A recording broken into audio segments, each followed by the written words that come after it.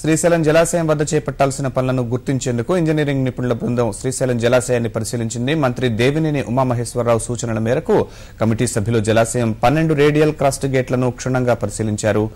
తుప్పు పట్టిన చోట నాణ్యమైన రంగులు వేయడంతో పాటు దెబ్బతిన్న గేట్లకు మరమ్మతులు చేయాలని సూచించారు.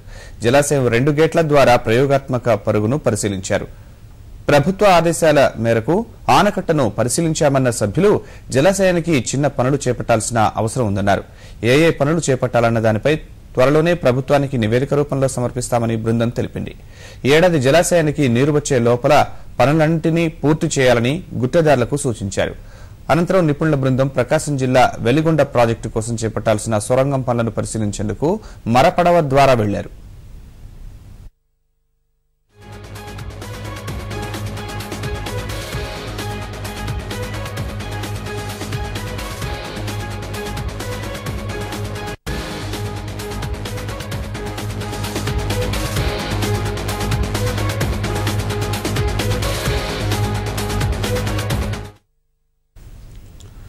శ్రీశైలం జలాశయం వద్ద చేపట్టాల్సిన పనులను గుర్తించేందుకు ఇంజనీరింగ్ నిపుణుల బృందం శ్రీశైలం జలాశయాన్ని పరిశీలించింది. మంత్రి దేవినేని ఉమామహేశ్వరరావు సూచనల మేరకు కమిటీ సభ్యులు జలాశయం 12 రేడియల్ క్రస్ట్ గేట్లను క్షుణ్ణంగా పరిశీలించారు.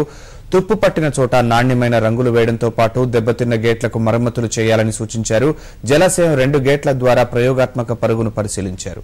ప్రభుత్వ ఆదేశాల మేరకు ఆనకట్టను పరిశీలించామన్న సభ్యులు జలాశయానికి చిన్న పనులు చేపట్టాల్సిన అవసరం ఉందన్నారు. ఏ పనులు చేపట్టాలన్న దానిపై త్వరలోనే ప్రభుత్వానికి నివేదిక రూపంలో సమర్పిస్తామని బృందం తెలిపింది. ఈ ఏడాది జలాశయానికి నీరు వచ్చే లోపల పనులన్నింటినీ పూర్తి చేయాలని గుత్తేదారులకు సూచించారు. అనంతరం నిపుణుల బృందం ప్రకాశం జిల్లా వెలిగొండ ప్రాజెక్టు కోసం చేపట్టాల్సిన సొరంగం పనులను పరిశీలించేందుకు మరపడ ద్వారా వెళ్లారు.